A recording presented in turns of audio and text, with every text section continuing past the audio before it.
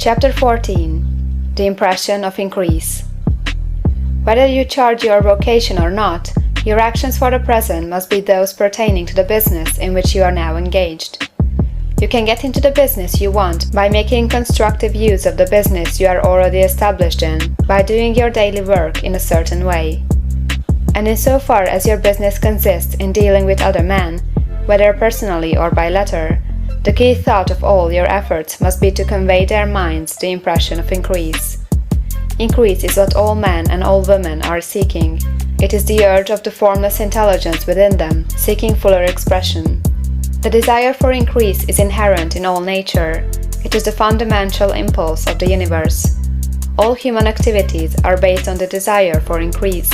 People are seeking more food, more clothes, better shelter, more luxury, more beauty, more knowledge, more pleasure. Increase in something, more life.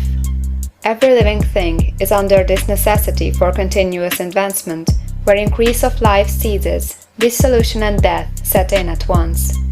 Man instinctively knows this, and hence he is forever seeking more. This law of perpetual increase is set forth by Jesus in the parable of the talents.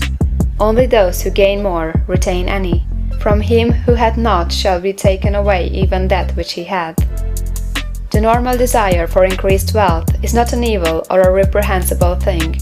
It is simply the desire for more abundant life. It is aspiration. And because it is the deepest instinct of their natures, all men and women are attracted to him who can give them more of the means of life. In following the certain way as described in the foregoing pages, you are getting continuous increase for yourself, and you are giving it to all with whom you deal. You are a creative center, from which increase is given off to all.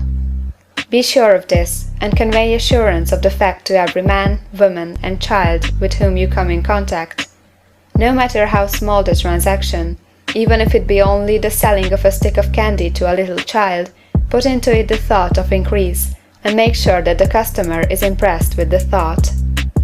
Convey the impression of advancement with everything you do, so that all people shall receive the impression that you are an advancing man, and that you advance all who deal with you. Even to the people whom you met in a social way, without any thought of business, and to whom you do not try to sell anything, give the thought of increase. You can convey this impression by holding the unshakable faith that you, yourself, are in the way of increase, and by letting this faith aspire, fill, and permeate every action. Do everything that you do in a firm conviction that you are an advancing personality, and that you are giving advancement to everybody. Feel that you are getting rich, and that in doing so you are making others rich, and conferring benefits on all. Do not boast or brag of your success, or talk about it unnecessarily. True faith is never boastful.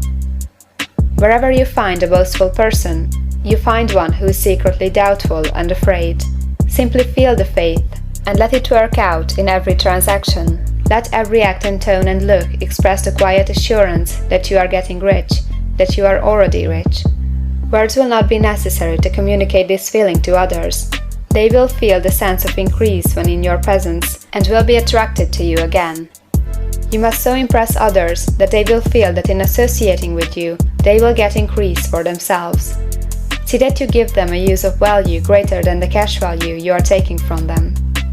Take an honest pride in doing this, and let everybody know it, and you will have no lack of customers. People will go where they are given increase, and the Supreme, which desires increase in all and which knows all, will move toward you men and women who have never heard of you. Your business will increase rapidly, and you will be surprised at the unexpected benefits which will come to you. You will be able from day to day to make larger combinations, secure greater advantages, and to go on into a more congenial vocation if you desire to do so. But in doing all this, you must never lose sight of your vision of what you want, or your faith and purpose to get what you want. Let me here give you another word of caution in regard to motives. Beware of the insidious temptation to seek for power over other men.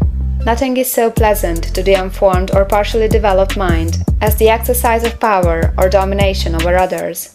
The desire to rule for selfish gratification has been the curse of the world. For countless ages, kings and lords have drenched the earth with blood in their battles to extend their dominions.